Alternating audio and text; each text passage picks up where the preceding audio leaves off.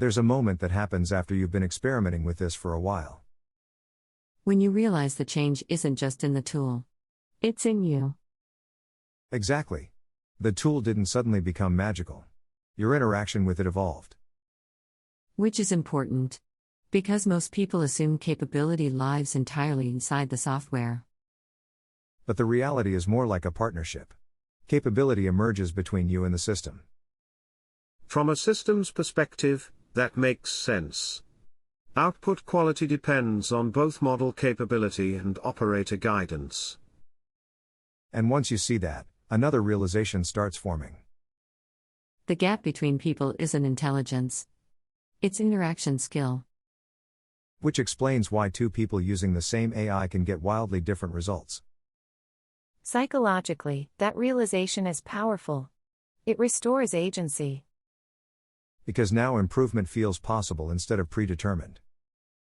And once people feel that, curiosity replaces fear. But there's a deeper layer most people haven't connected yet. Which is? As execution becomes easier, the value shifts toward judgment. Yes. When production cost drops, decision quality becomes the limiting factor. Which means the advantage isn't who can make things. It's who can recognize what should be made. That sounds simple, but it changes everything. Because suddenly the conversation about AI replacing people starts looking incomplete. It's not just about automation. It's about who can steer outcomes. And that realization leads directly into the question the report explores.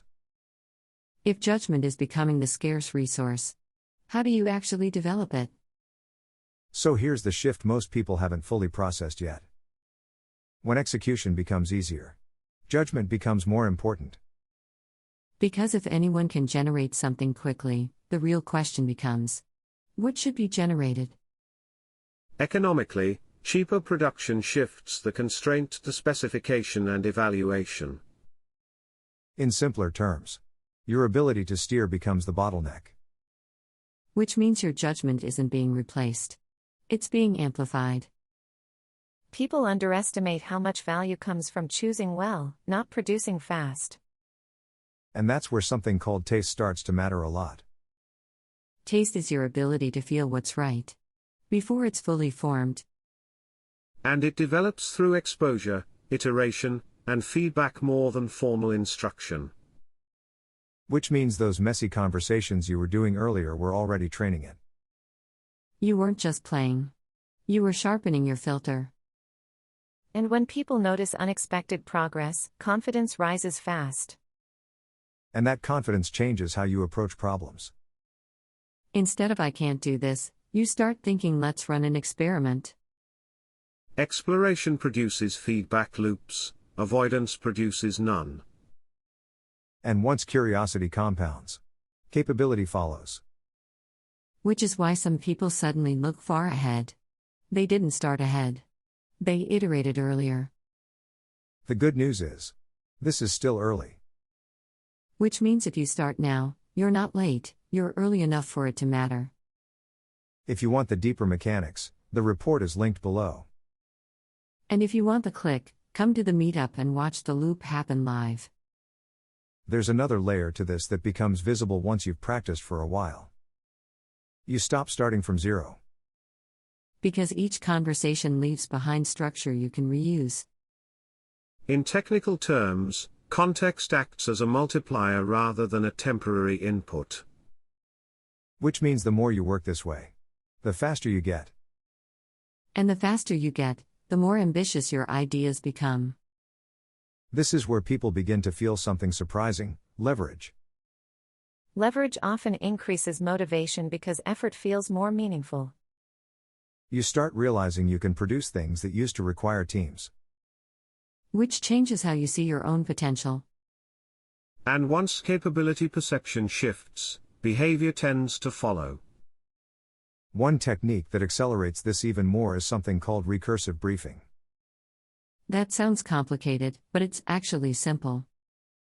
You take what you created earlier and use it to guide the next step. Essentially, you're converting temporary thinking into persistent structure. Which means the system starts working more like a collaborator than a tool. And that's when people realize they're not just consuming technology anymore. They're directing it. Agency is a strong psychological driver. People persist longer when they feel control. And the more you direct, the more your judgment improves. Which loops us right back to where we started: your judgment is the asset. And assets that compound tend to become very valuable. So when people ask whether AI is going to replace them, they're asking the wrong question. The more useful question is, how does this change what I can become? Because tools that increase leverage don't remove value. They move it. Historically, productivity gains tend to reward those who adapt earlier rather than those who resist. And adaptation doesn't start with mastery. It starts with curiosity. You don't have to know exactly what you're doing to begin. You just have to start exploring. Early experimentation often reduces fear because uncertainty becomes familiarity. And familiarity builds confidence. Confidence changes how you show up in your work. You start seeing opportunities where you used to see limitations. And that's when the technology stops feeling threatening. It starts feeling useful. And maybe even exciting. If you're curious about the ideas behind this, there's a deeper explanation in the report linked below. It walks through the concepts in more detail and shows how people are already applying them. And if you want to experience this process firsthand, we're exploring it together at the Meetup. Because understanding something intellectually is helpful, but practicing it changes everything. The future of work isn't just about smarter tools. It's about people learning to direct them. And the people who learn that skill early will have an advantage. The journey starts with curiosity.